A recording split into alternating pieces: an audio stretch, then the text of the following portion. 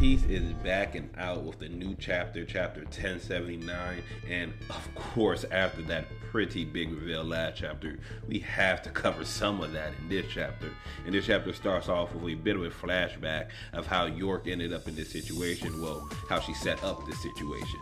Basically, her talking to the Seraphim, explaining how she didn't expect them to want her included with all the other Vegapunks, and now she has to pivot and want the Seraphim to take out everyone, all the pests. Well, except Old Man Vegapunk, her, and the hostages downstairs.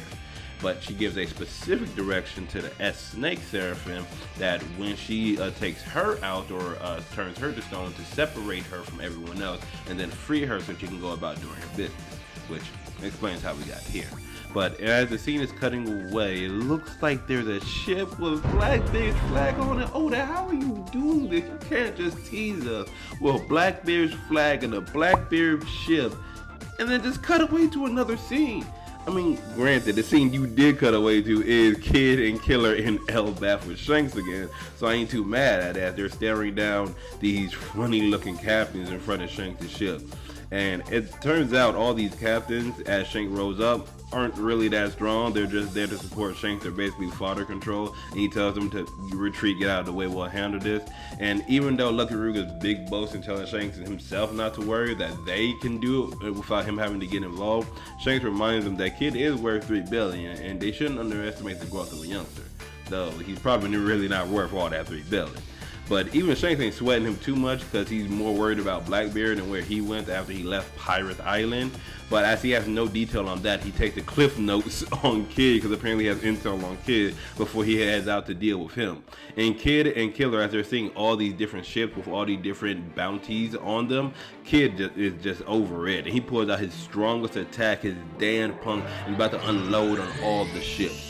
But then Shanks senses it, and he pulls out his observation hockey and uses future sight and sees the Kid destroying a bunch of ships. And as he says that's expected of him, he's like, nah, he ain't going down like that. And he pulls out Divine Departure and splits Kid's gun in half. And not only that, causes a massive explosion on the front of Kid's ship. Good God, he sent Kid and his whole crew flying from one attack, and several of them knocked out, but there was Conqueror's hockey in it. And as he's walking up to Kid after demolishing him, we find out that a Killer jumped in the last minute to try to cover him and got wrecked too. Oh my goodness, Kid's crew is literally begging Shanks to leave him alone, force-feeding their poneglyph rubbings to him so that he can leave.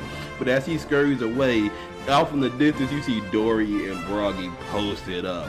And they're like, you're gonna point a cannon at us? You better get ready to get blasted yourself. And they conquer sovereignty and split his ship in half. Hey, I know you the next up kid and everything, but my man, you just ran into the redhead wonder. Oh,